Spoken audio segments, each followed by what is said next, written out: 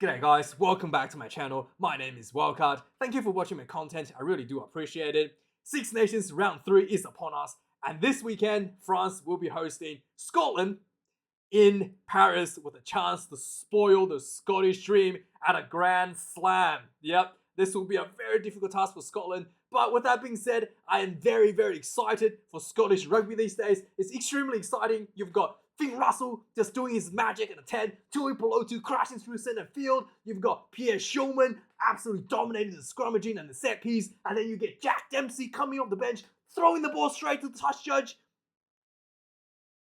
Okay, not the last bit, but everything else I said is very exciting to watch from the Scottish rugby. And the French, after losing to Ireland last week, surely will be licking their wounds. They have they lost their winning streak. What is it, 14, 15 game winning streak?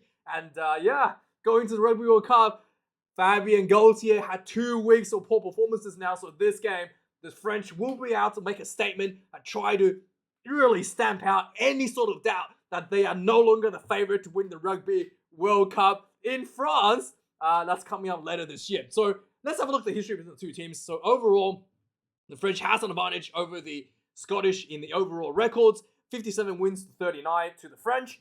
And in recent times, however, the French did dominate the Scottish last year with the Grand Slam from France was quite impressive at Murrayfield. But the year before, in 2021, Scotland was able to outmaneuver the French in Paris in an empty stadium. It was, albeit, was able to beat France in Paris 27-23, and this was basically a last-minute try for the Scottish. Really showed that determination all the way to the end to beat the French. So it's not undoable. The teams that played in 2021 and 2023 hasn't really changed that much. And in fact, some of the Scottish players have grown and got better. Like Finn Russell has become more clinical. So and the team has become, I think, more gelled a bit better this year. So in Paris, in front of the crowd, it is completely possible that the Scottish team could still pull out with an upset. So how are they going to do it?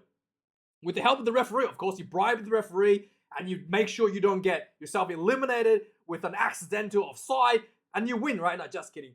Nika Ashukeli is the referee. He's a Georgian guy. He's actually quite good, pretty straightforward. Nothing too outrageous. Knows the law back to front. And I think the referee would not be much of an issue in this game. But how is the Scotland team going to be able to beat the French? The playbook has kind of been set by the Irish side, and also it was kind of exposed a little bit in round 1 by the Italians, where the Italians just really built a lot of set piece from the 4-pack and just really worn the French down quite a bit, and resulted in almost an upset over the French. And then in round 2, Ireland really took that forward dominance to another level. Really, the Irish was not, worried about not scoring tries, worried about, kicking game or anything like that. They just wanted to hold the ball and run at the French big forward pack. And eventually, the French team got worn out, and the Irish team was just able to, to power themselves over for the win. So the main aspect of the game is the forwards battle, is the big scrummaging, is the big line-out set pieces. And if Scotland can pull that together, the win is on the table for the taking. So, with that being said, the Scottish game playing against England, I thought was actually a really good example of the Scottish team actually, weathering the storm for the English 4-pack. I thought the English 4-pack looked really special in the first half, like really dominant, a lot of youth. And the Scottish team was able to weather the storm and then manage themselves with the backs, with the, just persistence, with, the, what do you call it, with the what do they like to call it? What do they like to call it? With the ambition to run the ball out of their own 22 to score, pretty much a full field length try against England to win the match. So think like it's play like that the Scottish team really needs to kind of weather the storm against French and potentially pull out the win. So a game plan like the one they played against England is absolutely critical to pull out the win. So as you can see, this is not going to be an easy task for the Scottish team. The French against Ireland made 258 tackles and only missed 9%. Yeah, some of the French 4-pack, if you look at the work rate, it's just outrageous. It took a lot of work to actually break through for the Irish. Look, like tackle count, Flament, 26 tackles, Gerlock, 22 tackles, Ollivon, 21 tackles. Outrageous numbers, and only like one missed tackle, 5 for Gerlock, and that's 22 tackles made for 5 missed tackles. That's really nothing. And even then, 26 tackles made by Flament, 0 missed tackles. Just unbelievable defense for the French. It's gonna take a lot of work for the Scottish to actually break that down, right? So before we go on to look at the team, the weather, this will be in Paris, 6 degrees on Sunday. Nothing too special, not going to be raining. Maybe a little bit of a moisture, nice and cool. And yeah, as good as you can get for a rugby match. So with that being said, the forward battle will be the key area for both teams to contest. And if the Scottish team can win the forward battle, they will win the game. In the back line, I think it's evenly matched. In fact, I think if Finn Russell is on top of this game, the Scottish backline has an edge. In fact, has an edge with a high ball with Van der Merwe.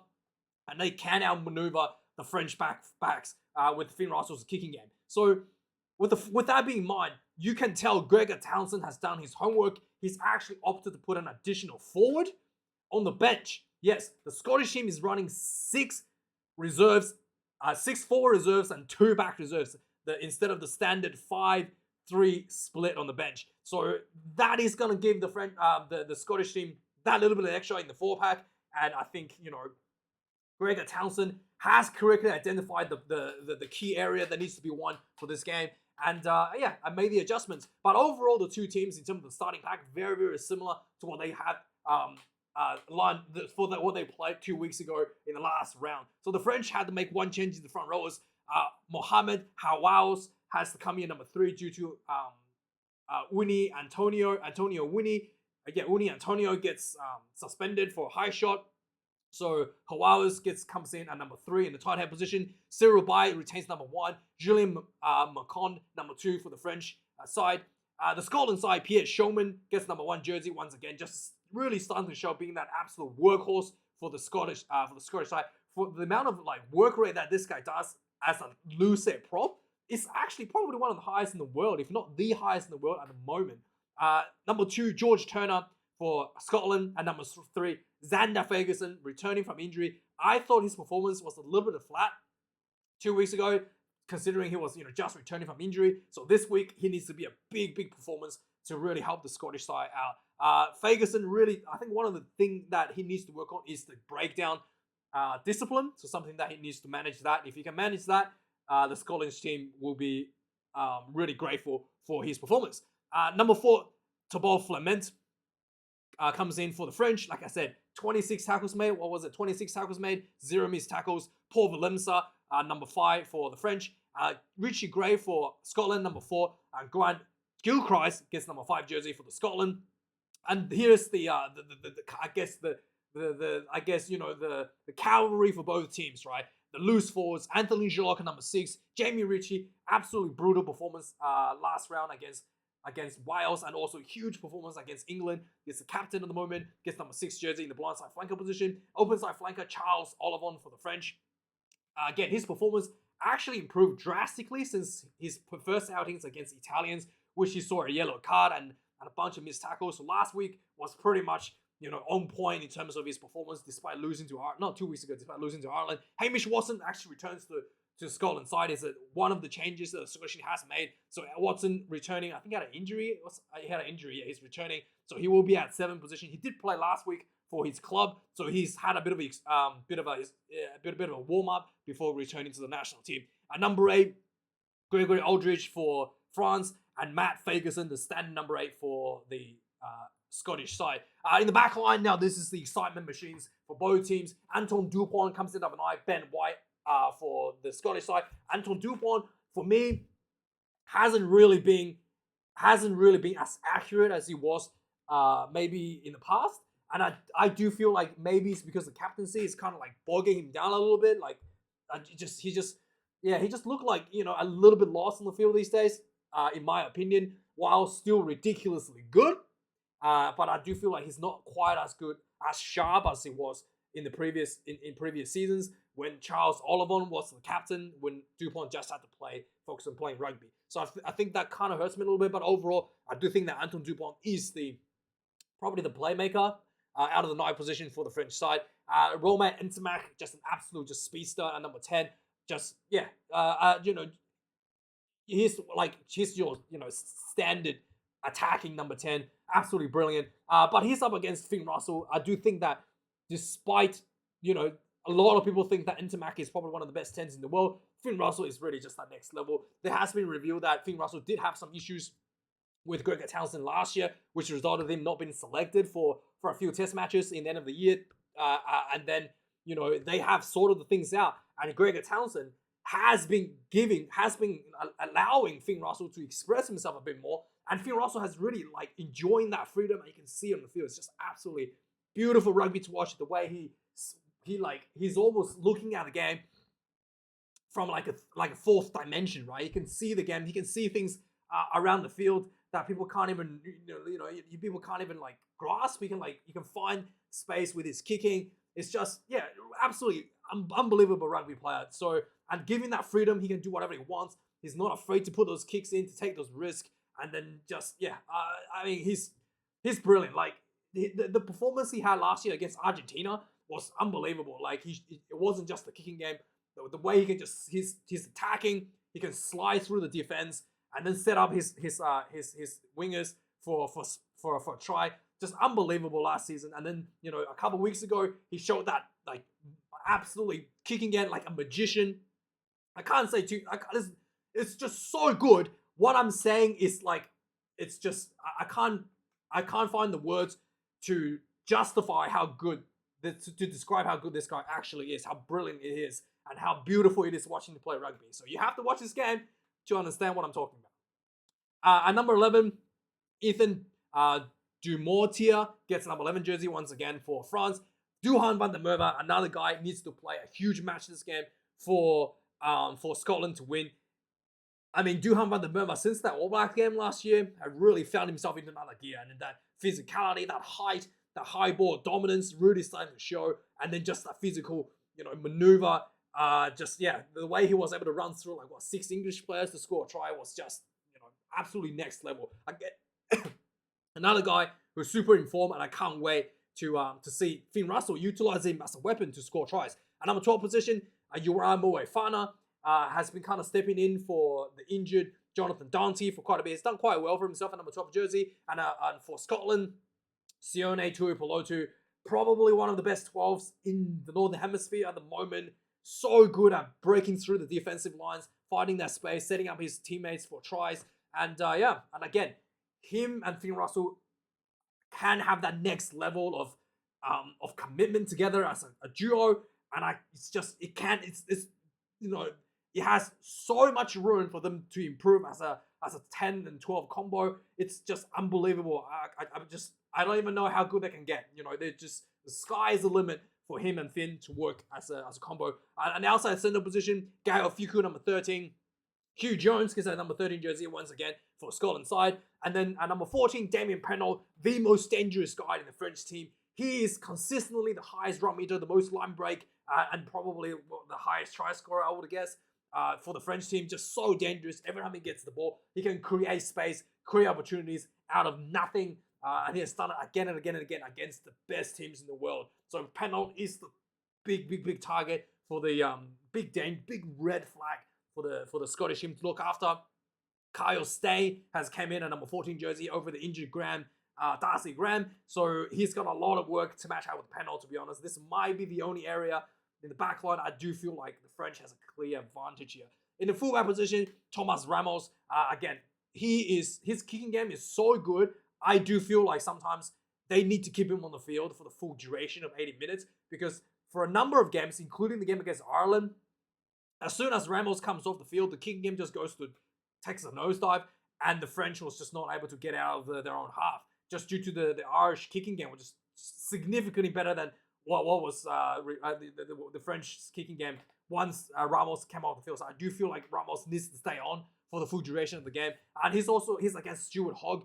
I think a few years ago, that game when they beat France, Stuart Hogg was instrumental in the kicking game to helping Scotland maneuver in that win. So once again, Stuart Hogg will be looking to outmaneuver Thomas Ramos in that kicking game to potentially win the game. So yeah, it really depends how this is going to go, but this is going to be a tight one.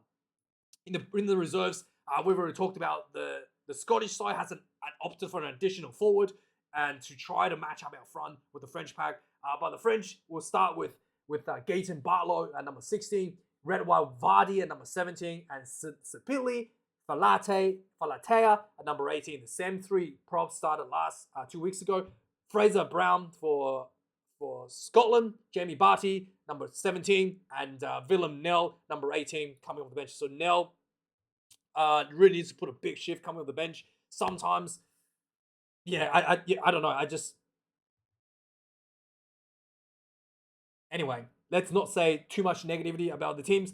But in the and again in the French, the powerhouse coming off the bench is Romain Taufefe-Noah. He is just huge coming off the bench and just an absolute monster with his physicality, huge defense, huge ball carries, and just physical. Just that physicality that he brings really hurts, just likes to belt the opposition quite a bit. So he's a big impact player coming on the bench. Johnny Gray will be the one that comes to match him, come for the Scottish side. Francois Croc will be coming in at number 20 for the French team. Sam Skinner, number 20, he's been added he's basically the extra forward that's being added into the Scottish side at number 20. At number 21, Sekou Makalu. Sekou Makalu comes in at 21. He plays both winger and a loose forward. So he's quite a utility player that can be maneuvered around for the French as well. Should they need an extra forward to match the additional forward that Scotland has proposed, he can actually do that as well if need. So Jack Dempsey will be coming off and passing the ball to the referee. Baptiste Couillot will be number 22. We're reserving for number 10. Ali Price for the number 9 reserve. 22 for Scotland. And finally, Matthew Jellybear for number 23 for French. And Blair Kinghorn covering that 10, 15 loose positions for the Scottish team at number 23.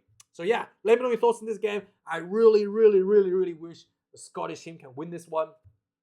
Maybe a tight win, 1 point. I don't know. I think the French hasn't been informed. It really depends which Scottish team is going to show up. And if they show up, I think the Scottish team can squeeze out an upset with a 1 point win. Let's say, I don't know. Let's say, I don't know. 1 point win, whatever the score might be. Let me know your thoughts in the comments down below. Thanks for watching this video, guys. I'll see you guys tomorrow for the review. Cheers.